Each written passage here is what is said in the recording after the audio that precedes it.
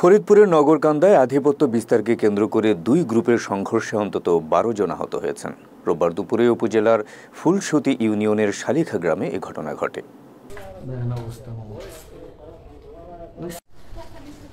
ভুক্তভোগী ও এলাকাবাসী সূত্রে জানায়, আধিপত্য বিস্তারকে কেন্দ্র করে সাবেক ইউপি সদস্য রবিউল ইসলামের নেতৃত্বে সলিথা গ্রামের এনায়েত হোসেনের বসতবাড়ি সহ প্রতিপক্ষের বেশ কয়েকটি বাড়িঘরে হামলা চালানো হয়। পরে শুরু হয় দুই গ্রুপের মধ্যে তুমুল সংঘর্ষ। এতে দুই পক্ষের অন্তত ১২ জন আহত হন। আমি ভিতরে হঠাৎ করে দেখলাম এখান থেকে চিল্লা ফেলা, দুই দল দৌড়াদৌড়ি। পরে আমার ভয়ে দরজা খোলা, আমি দৌড়ে ওই পাশে আমার মেয়ে নিয়ে ওই পাশে চলে গেছি। এর ভিতরে হুড় করে আমার ঘরের মধ্যে লোকজন ঢুকে, বাইরের লোকজন আমার জানলা টালনা সব বেড়ে ভাঙছে।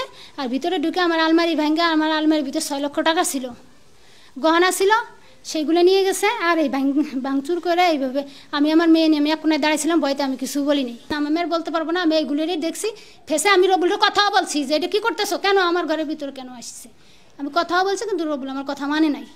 আমার কথা না মাইনে ওদের হাতে লাঠি সুটা দাও ছিল, ওর ভয়ে আমার মেয়েরে নিয়ে আমি এক কোনায় সরে গেছি। ওরা ব্যাংকে ট্যাঙ্কে আমার এগুলো সব বাইর করে নিয়ে চলে গেছে।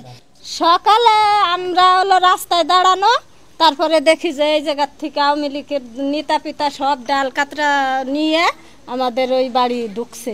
ঢোকার পরে আমি বলতেছি যে ইট মাইরেন না, আমাদের ইট মাইরেন না। তারপরে আমার কোলে মেয়ে ছিল, মেয়ের ইট লাগাইছে, আমি সরে গেছি। ইট ফিট মাইরে আইসে ওই জায়গার থেকে এই যে আমার বাসুরের বাসা, ওইখান থেকে লুটপাট করে ভেঙে নিয়ে গেছে সব কিছু। এ বিষয়ে এখন পর্যন্ত কোনো পক্ষই থানায় অভিযোগ দেননি বলে জানিয়েছেন নগরকান্দা থানার ভারপ্রাপ্ত কর্মকর্তা মোহাম্মদ আমিনুর রহমান।